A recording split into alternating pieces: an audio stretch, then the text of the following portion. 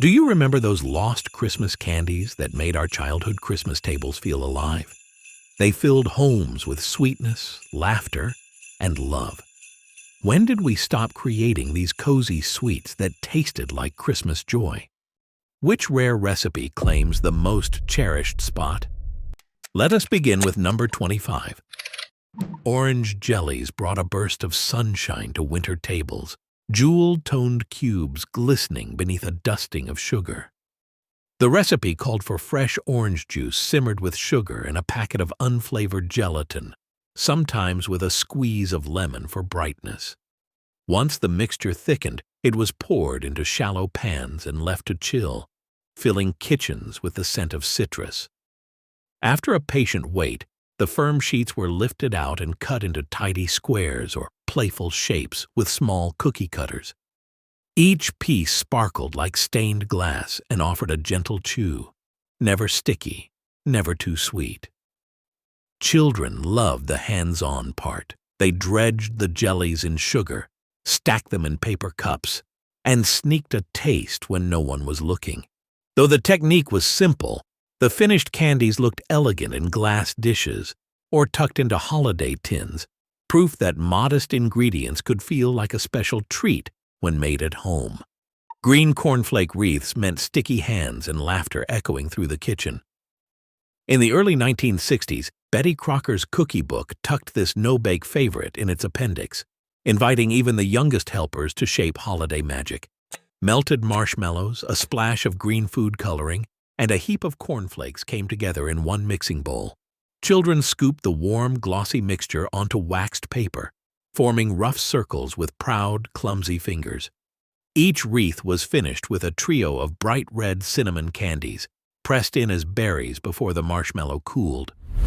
The recipe required no oven, just patience and a little supervision, making it a staple at PTA parties and classroom holiday fairs.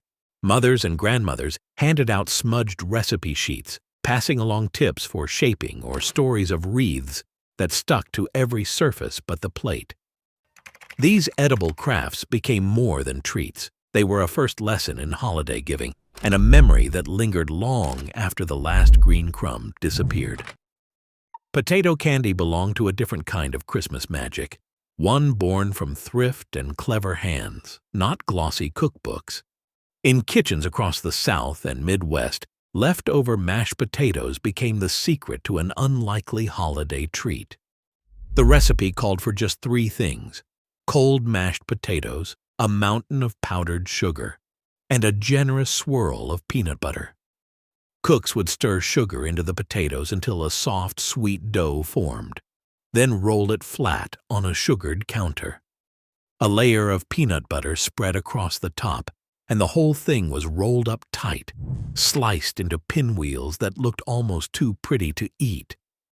There was no need for a stove or a candy thermometer, just a bowl, a spoon, and a little patience. Potato candy was a lesson in making do, a reminder that even the humblest pantry staple could be turned into something special. For many families, sharing these sweet, swirled bites proved that holiday abundance did not always come from a store, but from a knack for turning scraps into celebration. Old-fashioned taffy wasn't just a treat, it was an event. In the weeks before Christmas, families gathered in warm kitchens, rolling up sleeves for the taffy pull.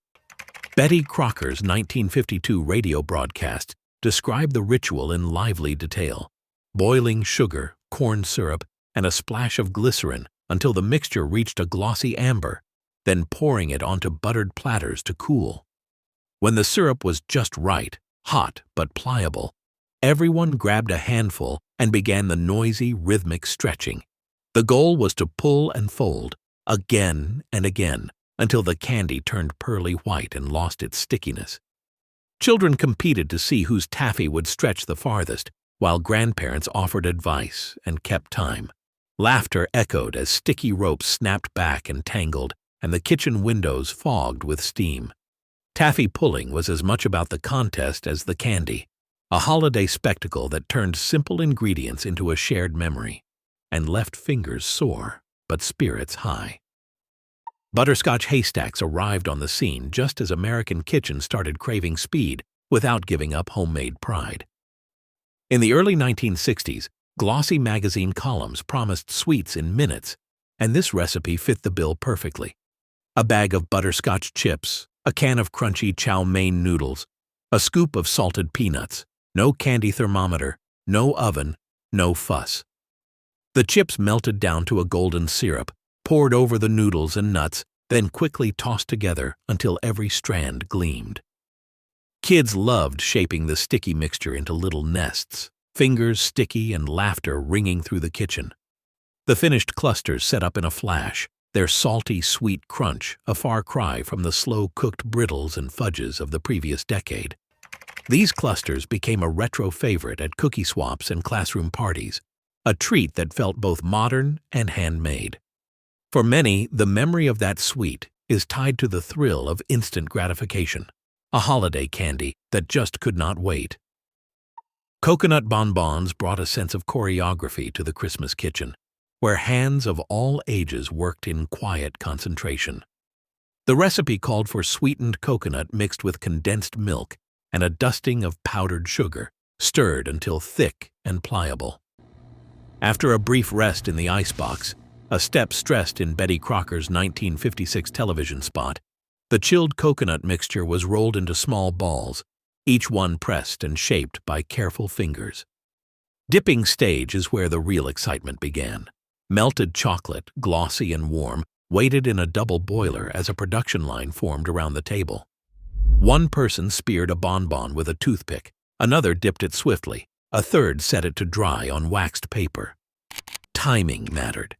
The chocolate needed to be just right, not too hot or cool, and every bonbon had to be dipped quickly before the shell lost its shine. Grandchildren learned to watch for the telltale snap as the chocolate set, while grandmothers swapped tips for tempering and keeping the coconut centers moist. The finished bonbons, with their smooth, dark coats and snowy interiors, went into festive tins or were packed into small boxes for neighbors. More than just candy, these little spheres became a lesson in teamwork and patience, their making as memorable as their taste. Walnut Creams belong to a more refined chapter of holiday hospitality, where every detail mattered and every gesture spoke of care. The recipe called for rich cream centers, piped in precise rounds and sandwiched between perfectly matched walnut halves. According to Betty Crocker's 1954 Hostess Guide, alignment was everything. Halves must nestle together, never askew, or risk spoiling the presentation. A single drop of moisture could turn the chocolate coating dull, so candies were handled with the lightest touch and stored in lined boxes away from the bustle of the main kitchen. These were not for everyday snacking or sticky-fingered helpers. They appeared only when company arrived, placed on porcelain plates and offered with coffee after dinner. The act of serving each piece, a miniature sculpture, signaled a certain status, a nod to etiquette and the quiet pride of a well-run home. For many, making them was less about the sweet itself and more about the ritual, a chance to show guests that in this house, the little things were always done right. Maple creams carried the taste of Vermont winters straight into the heart of the Christmas season. In 1959, Betty Crocker's Taste of Vermont booklet guided home cooks through the ritual. Pure maple syrup poured into a heavy saucepan, boiled until thick, then beaten with butter and confectioner's sugar until the mixture turned pale and creamy. The scent of bubbling syrup filled the kitchen, mixing with the sharp chill sneaking in through frosted windows. Once the candy reached the right consistency, it was dropped by spoonfuls onto waxed paper, each piece setting up with a soft, melt-away texture. These candies were never everyday fare. The cost of real maple syrup made them a holiday luxury, reserved for the most special gatherings or tucked into gift boxes for the neighbors who mattered most. For families with roots in New England, maple creams offered a taste of home and the memory of snowy mornings, horse-drawn sleighs, and kitchen tables crowded with cousins. Each bite was a quiet celebration of place, patience, and the slow sweetness of the season. Molasses pull candy brought a different kind of energy to the holiday kitchen. a test of patience, muscle, and a bit of chemistry.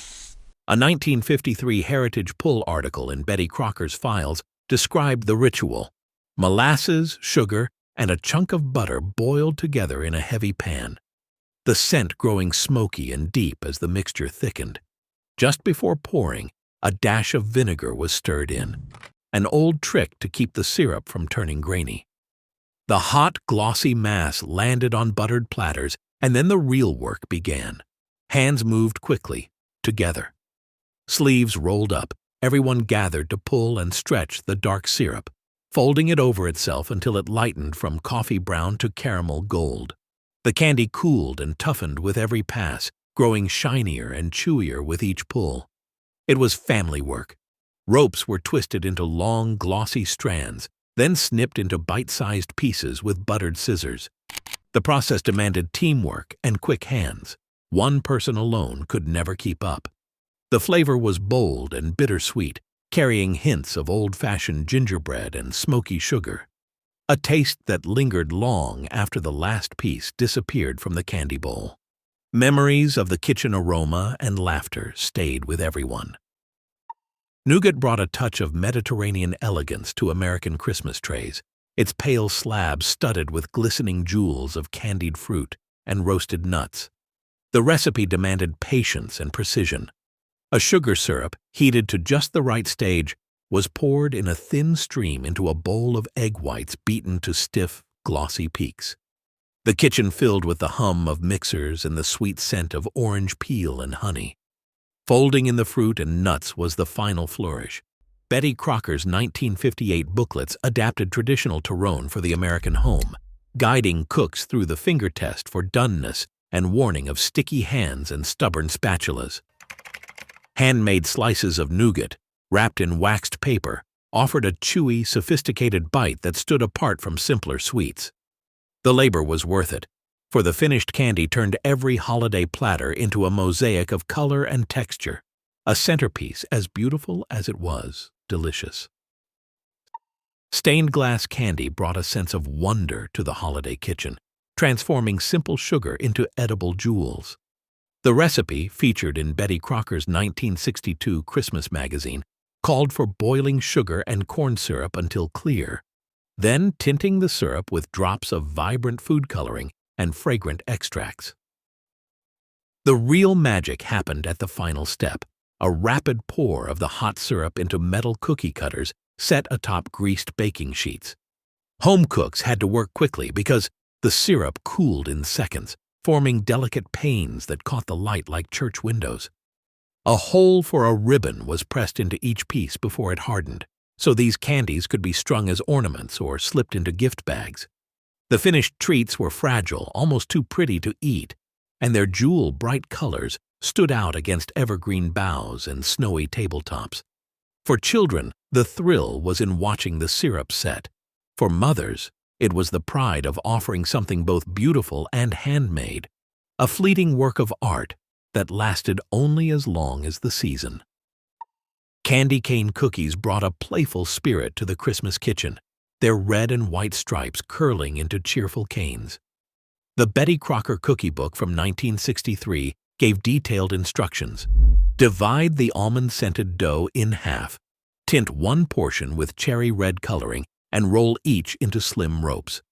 Children lined up at the counter, rolling and twisting the ropes together, then bending the ends into gentle hooks before placing them on the baking sheet.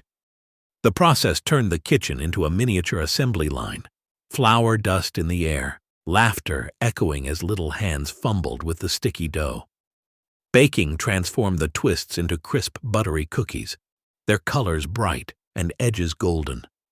These edible canes were always the first to disappear from the holiday tray, admired for their festive look as much as their delicate flavor. For many, the memory of shaping and twisting those cookies is tied to family warmth, the pride of helping, and the simple joy of creating something beautiful together. Holiday. Peppermint bark brought a new kind of drama to the Christmas candy tray, a slab of glossy chocolate marbled with snowy white and flecked with bright shards of peppermint.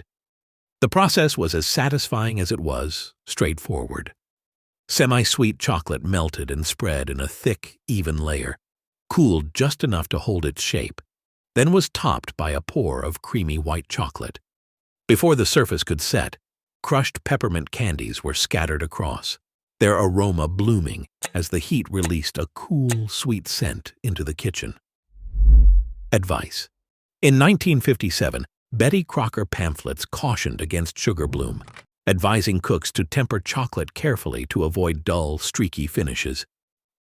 Once chilled, the bark was broken by hand into jagged, beautiful pieces, each one offering a satisfying snap. The contrast of rich chocolate and sharp mint became an instant favorite, and the bark's marbled look made it a visual showstopper in glass jars or on silver trays. Over time, commercial versions crowded store shelves. But the memory of homemade bark, its aroma, its snap, and its cheerful red and white mosaic remains a signature of mid-century holiday kitchens. Rum Logs were the secret treat for grown-ups, tucked quietly onto the back corner of the holiday candy tray. The recipe called for graham cracker crumbs, cocoa powder, chopped walnuts, and a splash of dark rum, all bound together with corn syrup. The mixture was chilled, rolled into logs and sliced into neat rounds, never spheres, always slices, each with a subtle aroma that hinted at something off-limits for children. These candies mellowed as they aged, their flavors deepening after a few days in a tin, making them a favorite for the grown-ups who lingered over coffee when the kitchen grew quiet. Behind the scenes, Betty Crocker's test kitchen staff debated whether to even print the recipe. Internal memos from 1960 reveal a flurry of opinions. Some insisted that a little rum was part of tradition, while others worried it might tarnish the wholesome family image. In the end, Rum Logs appeared discreetly, with a gentle reminder. These slices were meant for the grown-ups' table, a holiday indulgence best enjoyed in good company. Bourbon Balls were the holiday secret whispered among grown-ups, tucked into tins at the back of the pantry and brought out only after the children had gone to bed. Betty Crocker's 1960s marketing notes described them as for adult gatherings only, a nod to the splash of bourbon that set these candies apart. The recipe called for finely crushed vanilla wafers, chopped pecans, cocoa powder, and a generous pour of bourbon, all bound together with corn syrup and rolled into rich, bite-sized spheres. But the key wasn't just in the mixing, it was in the waiting. The test kitchen insisted on at least 3 days of aging, sealed away in airtight tins, so the flavors could mellow and deepen, transforming the sharp edge of the bourbon into a soft, lingering warmth. Should a family brand print recipes featuring alcohol? In the end, Bourbon Balls appeared, discreetly placed, and always with a reminder. These were meant for the adults' table, a holiday indulgence to be enjoyed with quiet laughter and a little extra cheer. Fruit and nut balls brought a sense of wholesome abundance to the holiday kitchen, their roots stretching back to the days when resourcefulness was prized as much as flavor. Prunes, dates, and figs formed the heart of these morsels, ground together with walnuts in a hand-cranked meat grinder, a familiar fixture on many mid-century counters. Honey bound the mixture, lending a subtle sweetness and helping the balls hold their shape. Once rolled, each piece was dredged in sugar, giving it a frosted finish that sparkled on holiday trays. These candies offered more than just a treat. They were considered a healthy option, packed with natural fruit and nuts, and able to keep for weeks in a cool pantry.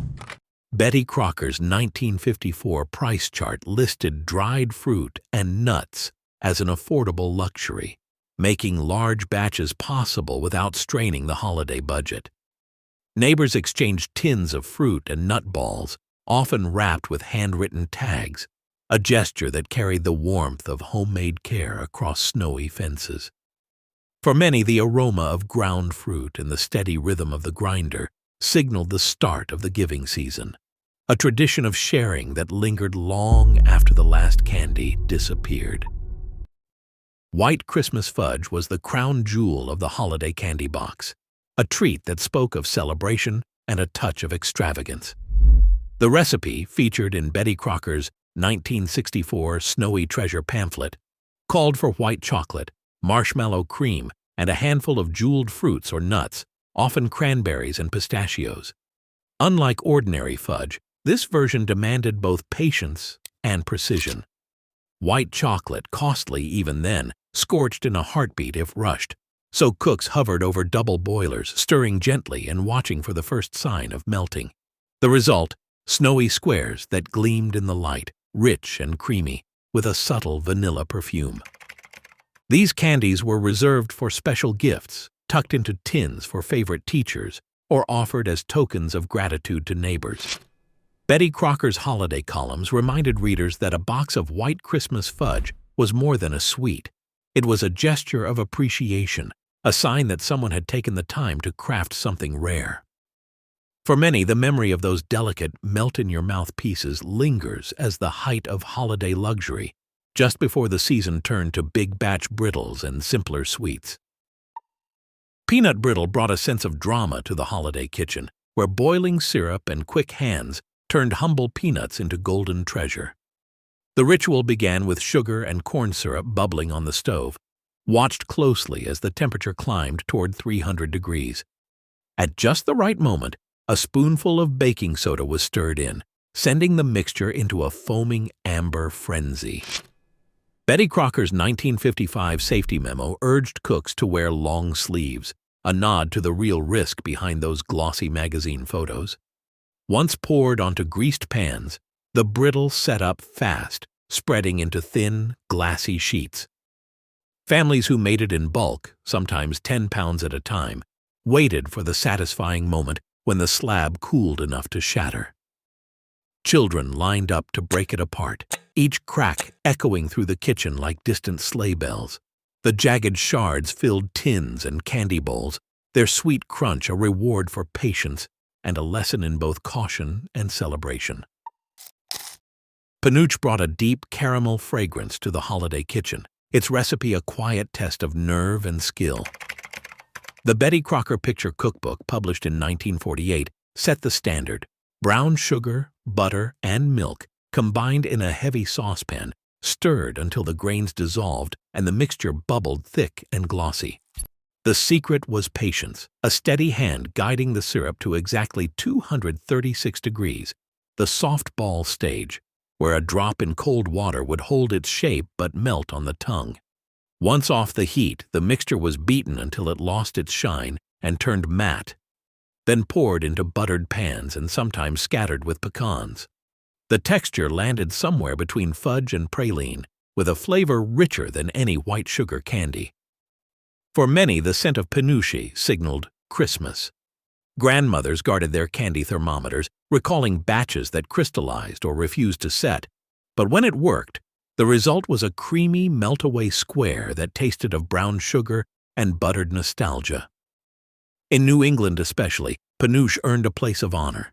Its humble ingredients were transformed by careful timing and a little holiday faith. Divinity was the crown jewel of the Christmas candy box, the sweet that separated the casual baker from the true holiday legend. According to Betty Crocker's 1952 booklet, Queen of Christmas Candy, making Divinity demanded a clear, dry day and nerves. The syrup, boiled to a precise 248 degrees, had to be poured in a thin, steady stream into egg whites already whipped to stiff peaks. There was no room for error. Humidity could ruin a batch, and a single misstep turned clouds into concrete. Grandmothers became kitchen heroes when a glossy snow-white mound formed, light as air and flecked with chopped pecans. Family lore grew around the moment Divinity set just right, a triumph often remembered for decades. Betty Crocker. Test kitchen memos warned not to overbeat. Recipe cards, smudged with sugar, carried penciled notes on the perfect syrup thread. For many, Divinity was more than candy. It was proof that skill, patience, and a bit of luck could create holiday magic. Cherry Snowballs brought a pop of color to the Christmas candy tray, standing out with their blushing centers and snowy white coats. In the early 1960s, Betty Crocker's cookie book introduced a version called Snow Puffs, built around a single maraschino cherry tucked inside each bite. The process started with draining the cherries and patting them dry, then wrapping each one in a sticky mixture of sweetened condensed milk and finely crushed vanilla wafers. The secret to their festive look came next. Coconut flakes dyed a delicate pink with a splash of cherry juice were rolled around each ball until every surface was covered. The result was a platter of candies that looked like tiny ornaments, soft, chewy, and just a little mysterious until bitten into. Families often added their own touches, swapping the coconut for chopped nuts or adding a hint of almond extract, turning a simple recipe into a personal holiday signature. Handwritten cards smudged with cherry juice still surface in old recipe tins, a reminder of the small surprises that made Betty Crocker's Christmas candies so memorable. Homemade sweets were never just about sugar. They were acts of togetherness. Every batch blended tradition, resourcefulness, and love into something far richer than store-bought. Today, recipes fade, but the memories linger. These forgotten confections remind us that the sweetest holiday gifts are not wrapped in foil. They are handmade, shared, and savored with family.